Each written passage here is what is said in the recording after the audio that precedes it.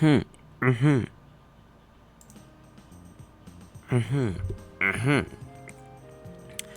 Okay. Hello guys. Back again with retired villain, TCG player, and grinding game enthusiast, Raven Reinhardt here. Nice to meet you all, and today we are going to, how do I say this? Start again with the Raven's Digimon card game corner. All of your Digimon TCG stuffs with Raven Reinhardt. And one of the segments is a deck review. I'm going to give you guys a deck list, but not just a deck list. I am going to go over the deck, like how does the deck work, how does it play, what's the win condition of the deck, and of course the considerations of the cards that I brought in the deck. So I'm not just gonna give you guys a list and call it quit. So for the first deck of the newest set, the BT13 versus Royal Knight, of course I'm going to feature the poster deck, I guess, the poster deck of the set, which is the Royal Knights deck.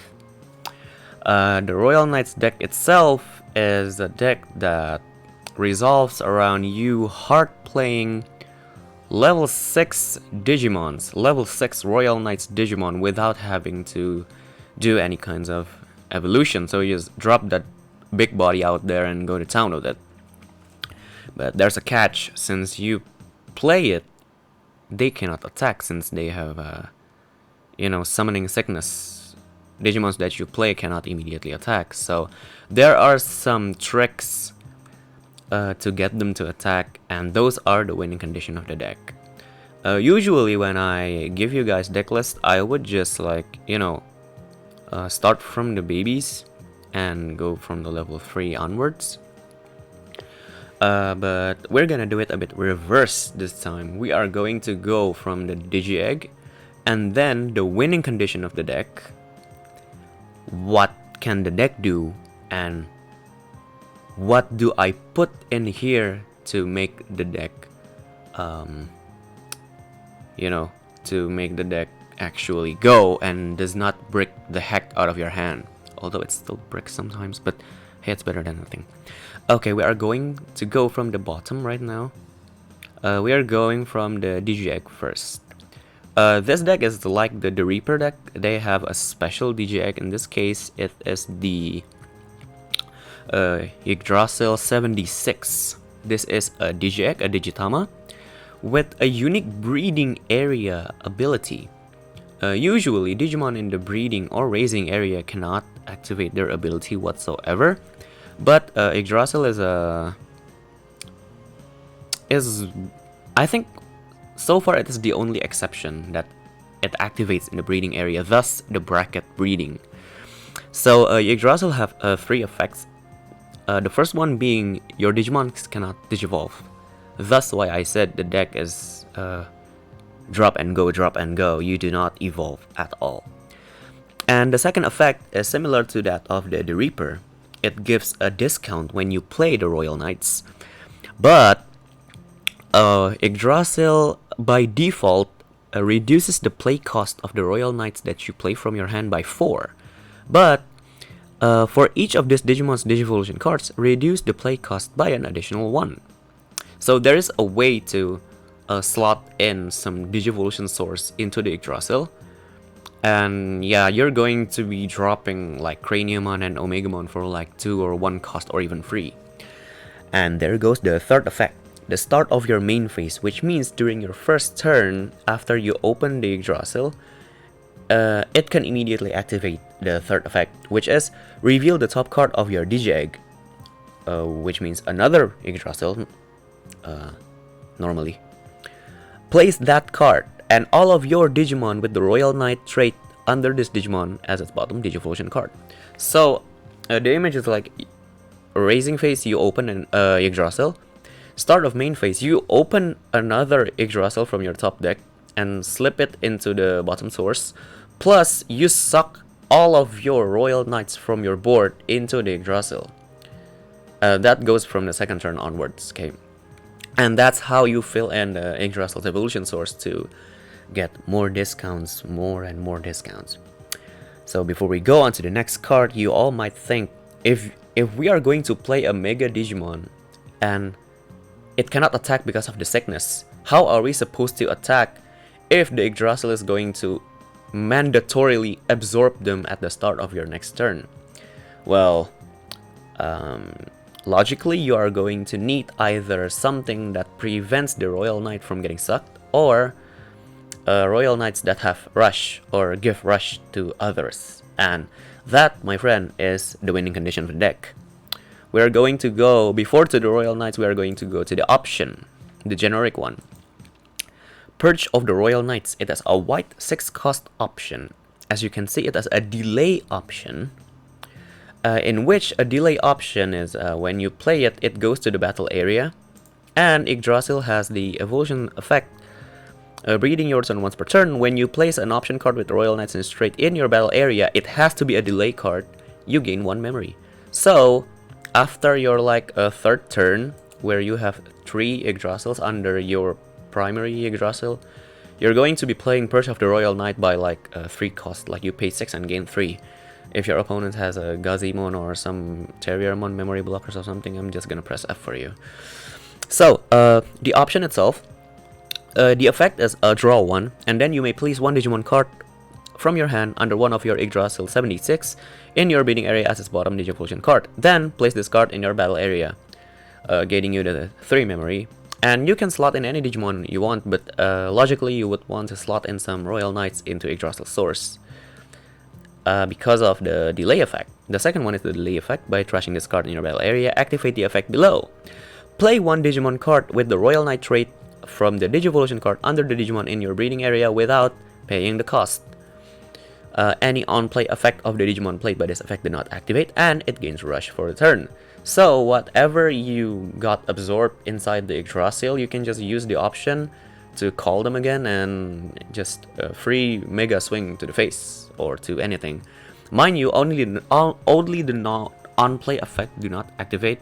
If the Royal Knight have any your turn or when attacking effects, they activate. So that's what's fun about the option. The security effect being place this card on your battle area. Okay, so basically any Royal Knight got absorbed, you can just rush it out with the Purge of the Royal Knights. And with the option giving all the Knights rush out of the way, we are going to go to the list of Knights that we bring in the deck. Of course, starting from our winning condition, Omegamon. Omegamon is a 14 cost, 14k level 7 Royal Knights with an on-play effect. Well, all Royal Knights have on-play and on-digivolve effect in case you want to use it in a normal deck, but we're just gonna make it short and say it's on-play. Omegamon's on-play effect is you either delete one of your opponent's Digimon, like heart removal, or play one of each Digimon with different name with the Royal Knight trait from the Digivolution card under your breeding area. So basically everything you got absorbed under Yggdrasil, you summon every single one of them to the board, as long as they have different name and it's 1 each. If you played any Digimon by this effect, destroy the Yggdrasil, like the stack of the Yggdrasil, just get it out to the trash, and then all of your Digimon gains rush for the turn. So possibly like 0 to 4 cost Omegamon is gonna go on your board, summoning everyone from the team and swing at your opponent for game. If somehow you do not win from that Omegamon swing, the Yggdrasil is not there anymore, so at the start of your next turn, none of your Royal Knights will get absorbed. You will have a full board of Mega. Get them all as blocker and drop in some Sistermon, they have reboot, and you have a whole Knights blocking your opponent's way into your face. So Omegamon is, yes, as you can see, it's the secret of BT13. And personally I bring 3. You only need 1 to win, but you want it to get to your hands, so you would need like 3 of it. I don't like 4 because you won't use 2 of it. Next up is a Dukemon. It is also the secret of the set, God bless Bandai. Dukemon is a 13 cost, 13k Digimon with a play cost reduction effect that when you want to play this Digimon from your hand, if you don't have a Digimon in play, you can reduce its play cost by 2 for every 5 total cards in both players' trash. You can play this card quite cheap. It is also usable in other decks, but in Royal Knights you can play it really cheap. Just don't forget your board have to be empty of Digimons if you want to play this guy for cheap. Dukemon have a default rush, so you can just play and swing. And what's unique about Dukemon is he has the on-play and on-attack effect at the same time without any once per turn. So if you drop Dukemon and you still have your own memory for him to rush, you can activate the effect twice, and the effect itself is powerful. Like, you delete one of your opponent's Digimon with 6k or lower. If none are deleted this way, then you delete one 13k or higher. Dukemon either kill your babies or kill your big boys. There's no in between. You would want 2 to 4 of these cards. I bring 3 because I need the 4th Dukemon to be something else, but I'm afraid of only bringing 2 of him, that he might not go to my hand, so I have 3 of him. This is also quite the logical build price-wise, since this is 6 secret cards over here, guys, and mind you, Yggdrasil is an SR cards. That's already 3 money cards that I've been talking about now. Okay, so these 4 cards, the option, Yggdrasil, Omega, and Dukemon, are basically your winning condition. How you can hit your opponent, how you can hit your opponent's security and win for game. With the win cons out of the way, let's talk about how the deck goes. What knights are in the deck and what can they do. We're gonna go from the top. We have the cheapest one, Magnamon. He's a 7 cost 7k level 4. Since he's a 7 cost, at turn 1, Yggdrasil would have 5 discount. You can play Magnamon for 2. Magnamon does nothing when he's played, but he's a blocker, a cheap blocker, and he has the alternate effect. When this Digimon would leave play, you draw 1, then play a Vmon. If you bring a Vmon, you can play it. If you don't, it's a free draw 1. This effect, the draw 1, also takes effect when Magnamon is about to be absorbed by Yggdrasil, so I think that's quite a win-win. Automatic 4 of it. And next we have another hindrance. It's Alphamon, a 12 cost 12k black level 6 with the on play and on digivolve effect. By placing one Digimon card with the X antibody or Royal Knight straight from your trash under this Digimon as its bottom source, until the end of your opponent's turn, your opponent's Digimon with a play cost of 10 or higher cannot attack players. So any of your opponent's big boys cannot swing to your face. So unless they can do raid or swing at your unsuspended Digimon, you are quite safe for the turn. And also, Alphamon have the effect, altern once per turn when this Digimon would leave the battle area by effect by placing one card with XA or RK from this Digimon source into the bottom of the deck. You can prevent it from leaving play. So if you play Alphamon, you can either just stop the opponent and then it goes to Yggdrasil for extra source, or you can use its effect to have it not get absorbed by Yggdrasil and, you know, hit 1 for free. That's your choice. And we have our third hindrance. It is Craniumon, 13k black, level 6 blocker. With the on-play effect, when this Digimon is not affected by the effect of your opponent's Digimon until the end of your opponent's turn. Seeing how the current meta, everyone just removes with Digimon and no one really uses the options, removal options are not that famous anymore. Craniumon is basically the ultimate hexproof. He's a 13k big blocker that you cannot do shit against. And also, there is an end of your opponent's turn, you may choose one of your opponent's Digimon, the chosen Digimon attacks. So basically, Craniumon is a 12k or lower removal for a later time. It's quite a good card. You know, it at least it keeps you alive while you build up your Yggdrasil and try to look for Omegamon. Since there was that one time I tested the deck and Omegamon just like run to the bottom of the deck. Like 2 of them are in the bottom of my deck, the very bottom, and 1 of it is in my security. How the hell am I supposed to win with that? Okay, and on to our next knight. It's the Ulvor's Feedramon.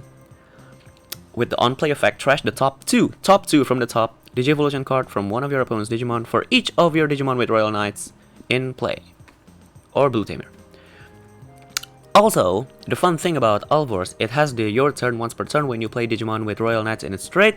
Return one of your opponent's Digimon with no source up to their hand.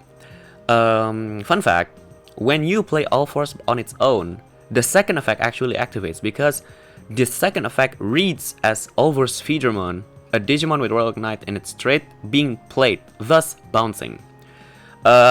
This rule is in reference to the official ruling of Gaussmon from EX4, where if you play Digimon with Blue Flare, you draw 1, but if you play Gaussmon on its own, you immediately draw 1. So using the same logic and ruling, Alvors Feedermon can play itself, strip 2, and immediately bounce something. With 11 cost and how many discounts Yggdrasil can make, I think Alvors is okay if you want to bring like 2. Not something you want to bring 3, but 2 is okay.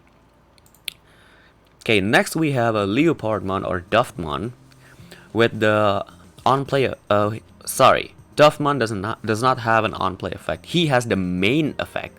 So if you play Duftmon from the Purge of the Royal Knight, you can actually still activate his top effect since it's a main phase effect.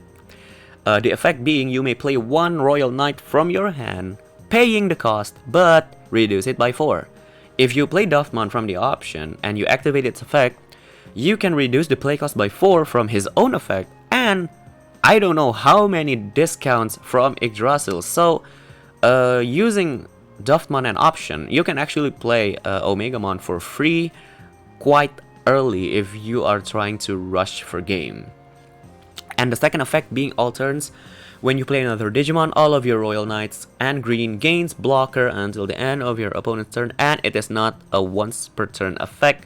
So every time you play, the effect refreshes, so basically all of your next Digimon gains blocker, which is quite powerful in a deck that cannot really rush your opponent's ass and you have to stay alive. This is quite a good card, and it's just a rare, thus I bring 3 of him. At first I brought 4 of him, but I cut it to 3 because I needed other things to be present in the deck. Next we have a Dynasmon. It is an automatic 4 because it is the searcher of the deck. A 10 cost, one of the cheapest Royal Knight, with the cheapest being Magnamon. With the on-play effect, reveal 4 top cards of your deck, add 2 of them, 2 Lucemon or 2 Royal Knights. It's basically Hawkmon. It's basically the BT6 Hawkmon, but open 4, take 2, and then thrash the rest. If you guys remember, by filling up our trash while searching like this, it give more discount for our Dukemon that have a -2 play cost for every 5 cards in both players' trash. So yeah, it has quite a good synergy, and it's a plus card, so why the heck not? It's also cheap. 10-11. There's also a your turn effect. When you play another Royal Knight, you delete all of your opponent's level 4 or lower Digimon, but I almost never able to pull off this effect because usually either I already win, I already lost, or some other effect just clean the board before Dynasmon is able to. Next we have Lord Nightmon. 12-11. On play, salvage 1 Royal Knight from your trash to your hand. I'm a bit meh by this card. It's supposed to be good, but I'm a bit meh with this, so I only brought 2 of him. But the second effect is quite good. It's basically Ice Wall. When opponent Digimon attack, for each of your Digimon with Royal Knights in straight, gain 1 memory. But with only Lord Knight alone, you can only gain 1. If you summon him from Duft, you only gain 2. Duft Gunko into Lord Knight, you only get 3. I don't think that's quite a menace, so I only bring 2. But if you guys have any other, arguments about Lord Nightmon being that good, like you want to bring more than 2, you guys are welcome to comment in the comment section. I mean, I would like to have some healthy discussion over these kind of shits, Okay, next we have a Jesmon. At first I did not bring this, but a friend of mine convinced me to bring it because it's actually quite good. With 11 cost, very cheap, with an on-play effect of a walking atomic blaster. Choose any number of your opponent's Digimon with total DP adds up to 6k or less and delete them. But for every of your other Digimon in play, it doesn't have to be Royal Knights, you add 2k to the maximum DP. So if you have, I don't know, at least Duft and Jess, it would be 8k. If you summon him from Omegamon, I don't know how many Ks you get from that. That's gonna be a big shit. The alternate effect is the usual Jesmon pump DP. You get plus 1k for every other Knights and Sistermon you have in play. I bring 3 because it's a cheap option for removal. Sometimes people just, you know, throw in some searchers on board. You can just throw in a Jesmon and kill them. And next, our last regular Knight is a Gankumon. Gankumon is a 13 cost, 13k, and is also a blocker, black-red. With the on-play effect, you may play one Digimon card with Sister in its name from your trash, or one Digimon card with a Royal Knight trait from the Digivolution card of your Digimon in your breeding area without paying this play cost. You cannot play Omegamon or Gankumon with this effect, so no chaining and no auto-win from this card, okay? But anything that you play from the evolution source can activate its on-play effect, unlike the option. So, but it does not really give you the plus, if you get what I mean. Like, you play Gankumon, and then you play something out of the Yggdrasil source. Next turn, Yggdrasil is gonna absorb both of them. You won't actually get a plus from, you know, plus source from the Gankumon, but in any case, like, you might wanna replay things like Dynasmon to search, Jesmon for some extra removal, Allforce 2, Craniumon for some extra protection, or Magnumon for some extra protection and or draw, or Alphamon as well. So basically, for me, I think if you play something from Gankumon, it is not to increase the count for your Yggdrasil source, but more like to give some board dominance, because Gankumon is a blocker himself, and by summoning another Knight, you're just like asserting your dominance, like you're stopping your opponents from doing some stupid shit that is gonna kill you. Okay, so that is all of the Knights. The remaining cards are the support cards that I put in to give more consistency to the deck. We're gonna go with Koshiro first. I bring this one for Fixer, 3 of them. Simply because I think the deck needs some memory. If you choke it on 1, you're gonna have a really hard time playing this deck. And why do I choose Koshiro is because of the on-play effect. You can like see 3 top cards of your deck and arrange it as how you wish it be. Since if you drop Koshiro, you would most likely pass your turn. You would know what you're gonna draw next. You would know your play. How about the remaining 2 cards? You can just like thin them with Dynasmon, Sistermon. I brought one. Like, you can thin them, but if after you use Koshiro and you don't have any hand thinner from in your hand, yeah, at least you know your future for the next 3 draws. You won't have to do something like drawing the top card of your deck and hoping like, please be good, please be good, please be good. Now you don't have to do that. You have already seen the future. You have already seen the future. So this yeah, this is just that kind of deck. You see the future, you know what you're gonna do, and yeah, you go to town with it. Last but not least are the small supports. First we have Sistermon Blank from BT6. If you play this card, you draw 1. And then if you control Hakmon or Royal Knights, this Sistermon is a blocker. As I said, you do not want to die that quickly, so more blocker is better. The more blocker, the merrier. And also Sistermon gives you draw, so why not? The second one, I have a Sistermon Blanc from the ST12, the Jesmon ST. On play, discard 1 card from your hand. You can discard anything you want, honestly. And then draw 2. You need the draw. You need that Omegamon in your hand to actually win the game.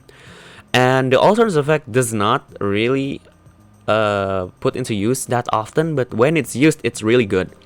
All of your Royal Knights gains decoy.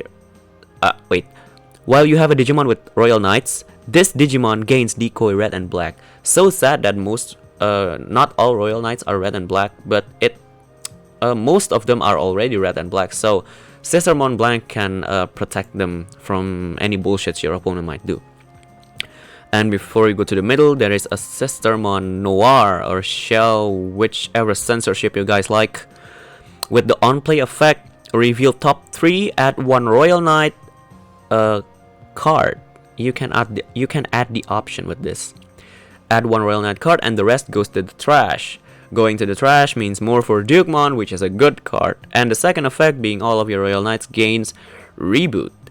And that's what I said. If you like play your Omegamon and you have Duftmon, all of your Knights are blocker, you hit, and you somehow don't win. Let's say you're fighting yellow hybrids, you didn't win yet, you can just drop Sistermon Noir and all of your Knights are standing up ready to block and ready to kill your opponent in the next given turn.